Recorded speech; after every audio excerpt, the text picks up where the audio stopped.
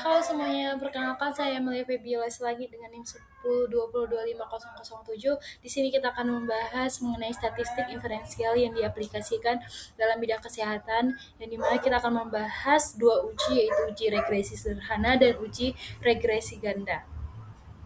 Langsung saja kita masuk ke pengertian statistik inferensial. Statistik inferensial merupakan cabang ilmu statistik yang digunakan untuk menarik kesimpulan mengenai populasi berdasarkan data yang diperoleh dari sampel. Statistik inferensial membantu peneliti dalam membuat keputusan, melakukan prediksi, dan menguji hipotesis terhadap suatu fenomena yang sedang diteliti. Dalam bidang kesehatan, statistik inferensial sangat penting karena dapat digunakan untuk mengetahui hubungan antara faktor risiko dengan kejadian penyakit. Efektivitas suatu terapi, pengaruh perilaku kesehatan terhadap status kesehatan, dan berbagai penelitian epidemiologi lainnya. Yang selanjutnya itu analisis regresi. Analisis regresi merupakan metode statistik yang digunakan untuk mengetahui hubungan antara satu variabel dengan variabel lainnya, serta digunakan untuk membuat prediksi terhadap nilai suatu variabel berdasarkan variabel yang mempengaruhinya. Yang dimana tujuan utama analisis regresi ini adalah yang pertama, mengetahui hubungan antara variabel bebas dan variabel terkait. Yang kedua itu mengukur besar pengaruh variabel bebas terhadap variabel terikat. Yang ketiga itu membuat prediksi nilai variabel terikat, dan yang keempat itu menguji hipotesis penelitian. Selanjutnya kita akan membahas mengenai uji regresi linear sederhana. Regresi linear sederhana adalah metode statistik yang digunakan untuk mengetahui pengaruh satu variabel bebas terhadap satu variabel terikat. Regresi linear sederhana hanya melibatkan satu variabel independen dan satu variabel dependen. Metode ini digunakan untuk mengetahui apakah perubahan pada variabel X akan menyebabkan perubahan pada variabel Y, contohnya dalam bidang kesehatan. Yang pertama, pengaruh status gizi terhadap kejadian ISPA pada balita. Yang kedua, pengaruh tingkat kecemasan terhadap kemampuan ambulasi dini ibu postpartum. Dan yang ketiga, pengaruh pola asuh terhadap masalah perilaku makan anak. Selanjutnya, rumus koefisiensi regresi.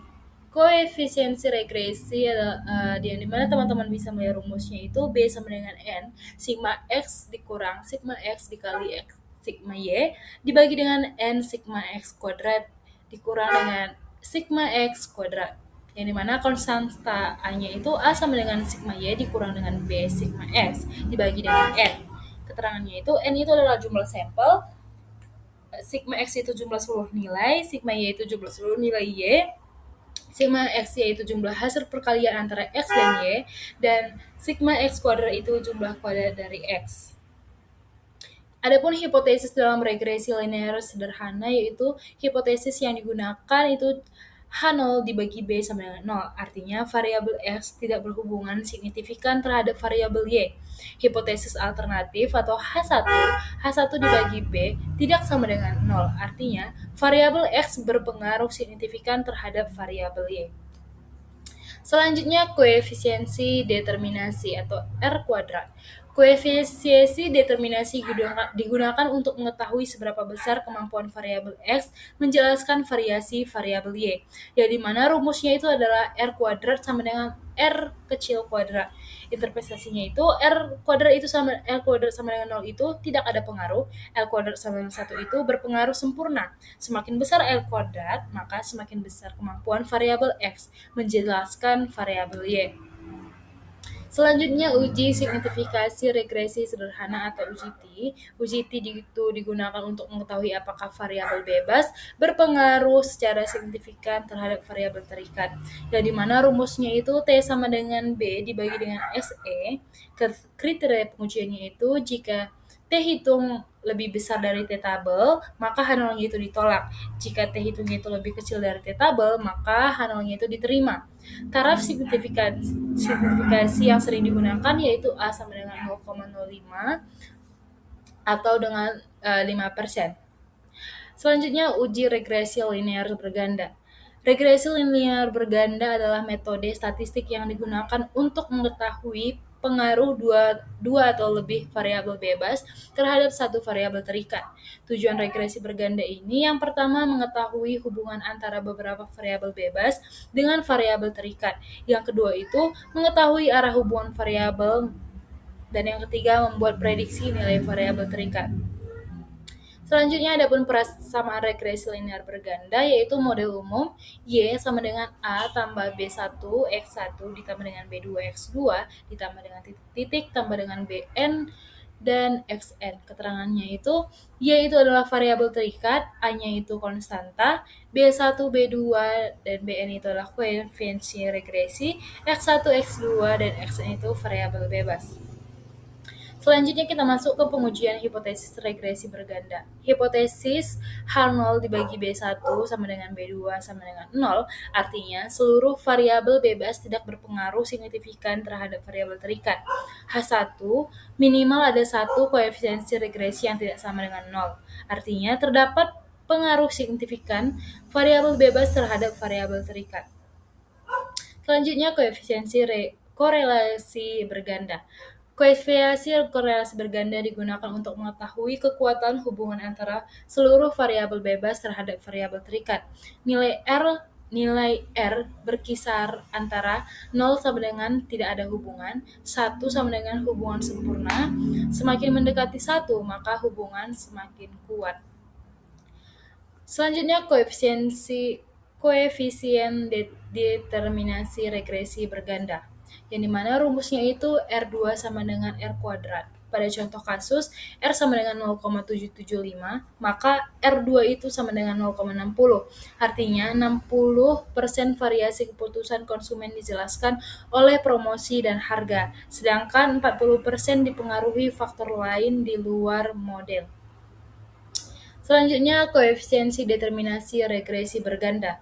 Uji F digunakan untuk mengetahui berpengaruh seluruh variabel bebas secara simultan terhadap variabel terikat, yang dimana rumusnya itu F sama dengan R kuadrat dibagi dengan K per 1 kurang R kuadrat dibagi dengan N kurang K kurang 1, yang dimana keterangannya itu R kuadrat itu adalah koefisiensi determinasi, K itu adalah jumlah variabel bebas, N itu adalah jumlah sampel, dan di mana kriterianya itu F hitung lebih besar dari F tabel, maka H0-nya itu ditolak. Jika F hitungnya itu lebih kecil sama dengan F tabel, maka H0-nya itu diterima. Adapun kesimpulannya yaitu regresi linear sederhana digunakan untuk menganalisis pengaruh satu variabel bebas terhadap satu variabel terikat. Sedangkan regresi linear berganda itu digunakan untuk menganalisis pengaruh dua atau lebih variabel bebas terhadap satu variabel terikat. Kedua metode ini sangat penting dalam penelitian kesehatan karena mampu menjelaskan hubungan antar variabel, memprediksi hasil penelitian, dan membantu pengambilan keputusan berbasis data. Uji regresi juga dilengkapi dengan koefisiensi determinasi atau R kuadrat, uji T, dan uji F untuk mengetahui besarnya pengaruh dan signifikans hubungan yang terjadi. Kita masuk ke soal kasus. Yang pertama yaitu seorang peneliti ingin mengetahui pengaruh lama olahraga per minggu terhadap penurunan berat badan pada pasien obesitas. Hasil analisis regresi diperoleh persamaan yaitu Y sama dengan 1,8 ditambah dengan 0,7. Keterangannya itu X adalah lama olahraga atau jam per minggu, yaitu adalah penurunan berat badan atau kilogram per bulan. Jika seorang pasien berolahraga selama 6 jam per minggu, maka prediksi penurunan berat badannya adalah jawabannya itu adalah B 5,0 kg karena substitusikan nilai X sama dengan 6 ke persamaan regresi yaitu Y sama dengan 1,8 tambah 0,7 dikali dengan 6. Y sama dengan 1,8 ditambah dengan 4,2, Y sama dengan 6,0. Namun karena pilihan yang paling mendekati hasil perhitungan pada konteks soal adalah C 6,0 kg. Soal kasus yang kedua adalah peneliti mengenai pengaruh jam belajar terhadap nilai ujian mahasiswa menghasilkan persamaan regresi yaitu Y sama dengan 48,303 tambah 4,030X.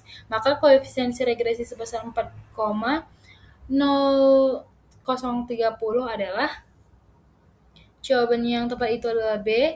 Setiap penambahan 1 jam belajar akan meningkatkan nilai ujian sebesar 4,030 poin. Yang dimana karena koefisiensi regresi menunjukkan perubahan rata-rata variabel Y akibat kenaikan satu satuan variabel X, maka B sama dengan 4,030. Maka setiap penambahan 1 jam belajar akan meningkatkan nilai ujian sebesar 4,030 poin. Baik teman-teman, kita masuk ke soal kasus yang terakhir, yaitu penelitian tentang keputusan konsumen membeli produk kesehatan menghasilkan persamaan regresi, yaitu Y sama dengan 3,919 tambah 2,491 dikali dengan 0,46 kali 2. Keterangannya itu, interpretasikan yang benar dari koefisiensi harganya. Langsung saja kita menjawab ya teman-teman. Jawabannya itu adalah C. Semakin kenaikan harga satu satuan menurunkan keputusan pembelian sebesar 0,466 satuan. Karena koefisiensi regresi yang bernilai negatif menunjukkan hubungan berlawanan arah B2 sama min 0,46. Artinya, setiap kenaikan harga satu satuan akan menyebabkan keputusan pembelian turun sebesar 0,466 satuan dengan asumsi variabel promosi tetap. Baik teman-teman, sekian pembahasan kita mengenai pembahasan kali ini. Semoga bermanfaat buat teman-teman semuanya. Maaf jika ada perkataan atau penjelasan saya yang kurang menurut teman-teman, mohon dimaafkan. Sekian dan terima kasih.